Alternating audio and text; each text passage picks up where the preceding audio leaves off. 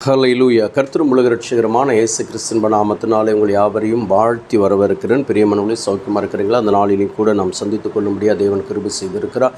கிருபை செய்த தேவனுக்கு கோடான கோடி நன்றி செலுத்துகிறேன். நீங்களும் நன்றி செலுத்துங்க. பிரியமானவர்களே, ஒரே ஒரு காரியத்தின் நிமித்தம் கர்த்தர் நம்முடைய வாழ்க்கையில் அற்புதத்தை செய்ய போதுமானவராக இருக்கிறார். அந்த காரியம் நம்முடைய வாழ்க்கையில் இல்லாத போது அற்புதத்தை நாம் பெற்றுக்கொள்ள முடியாத சூழ்நிலை இருக்கிறது. என்ன?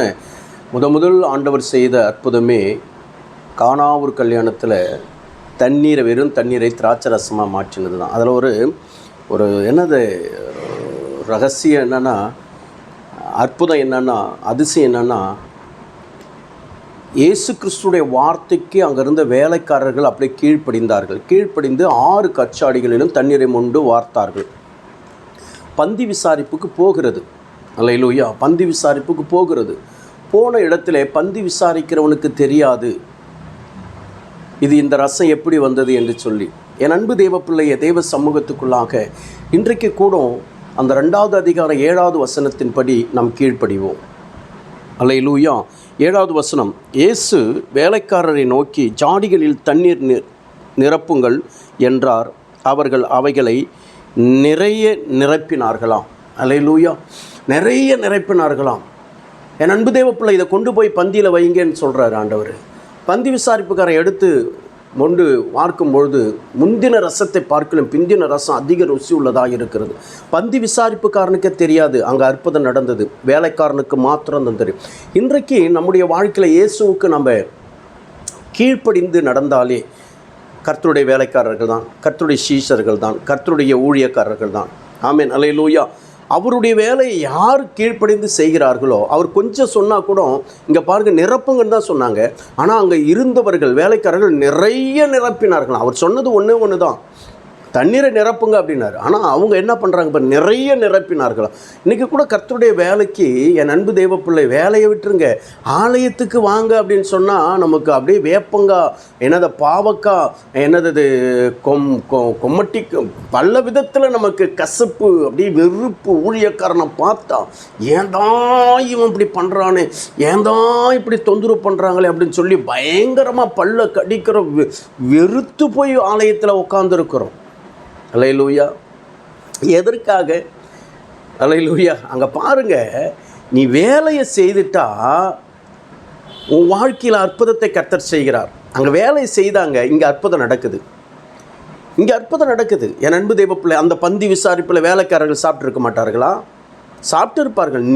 அதாவது என் அன்பு தேவப்பிள்ளையே, வேலைக்காரன் கூலிக்கு பாத்திரவனாக இருக்கிறான். அப்போ நீ வேலையை செய்தால், கீழ்ப்படிந்து நடந்தால், கர்த்தர் உன் வாழ்க்கையிலும் முந்தின ஆசீர்வாதத்தை பார்க்கலும் பிந்தின ஆசீர்வாதம் அதிக ருசி உள்ளதாக, அதிக உயர்வு உள்ளதாக காணப்படும் என்று சொல்லி என் அன்பு தேவப்பிள்ளை வேதம் சொல்லுகிறது. இன்றைக்கு ஒரே ஒரு காரியம், இயேசு கிறிஸ்துனுடைய வார்த்தைக்கு கீழ்ப்படியும். அவர் சொன்னால் அப்படியே செய்வோம். நேற்று கூட ஒரு சாட்சி கேட்டேன் இல்லையா?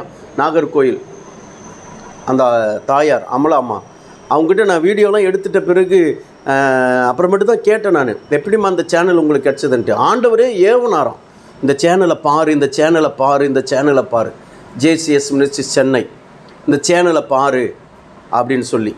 பிரியமானவர்களே, அதுக்கு அவங்க கீழ்ப்படிந்தாங்க.